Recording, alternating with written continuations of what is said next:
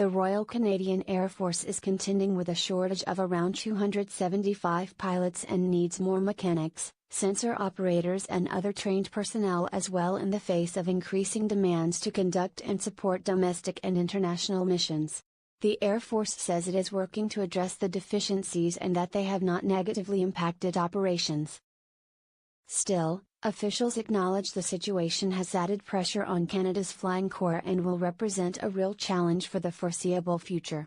Right now we're doing everything we can to make sure we recruit, train and retain enough personnel to do our current mission, said Brig. General Eric Kinney, Director General of Air Readiness.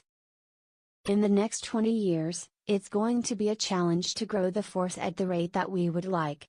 The shortfall in pilots and mechanics was referenced in an internal report recently published by the Department of National Defense, which also flagged underspending on maintenance for bases and other infrastructure, as well as reductions in annual flying times thanks to conservative era budget cuts.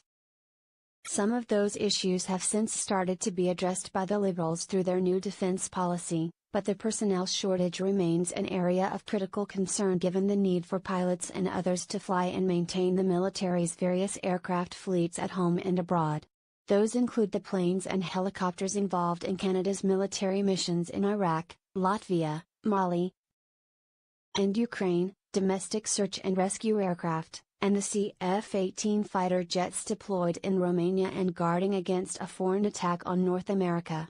The Air Force is authorized to have 1,580 pilots, but Kinney said in an interview that the Air Force is short by around 17%, or about 275 pilots.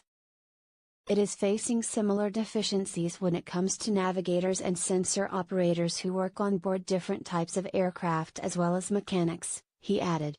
Kinney also acknowledged the threat of burnout as service members are forced to pick up the slack left by unfilled positions. And the added challenge in the coming years as the Air Force receives new drones, fighter jets and other aircraft, which will require even more people to fly and maintain.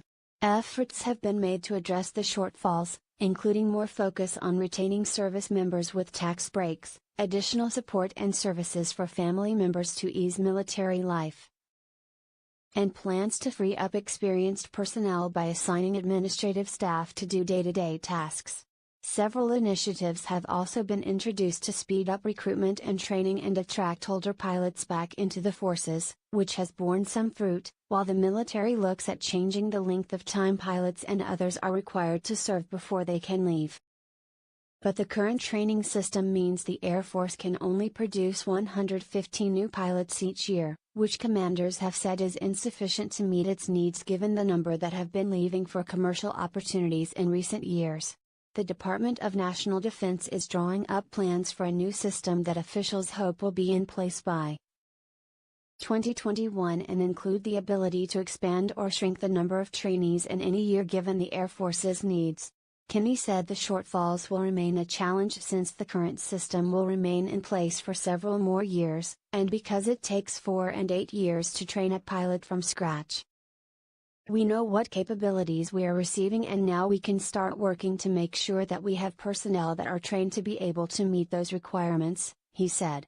But I'm not going to lie, it's definitely a challenge.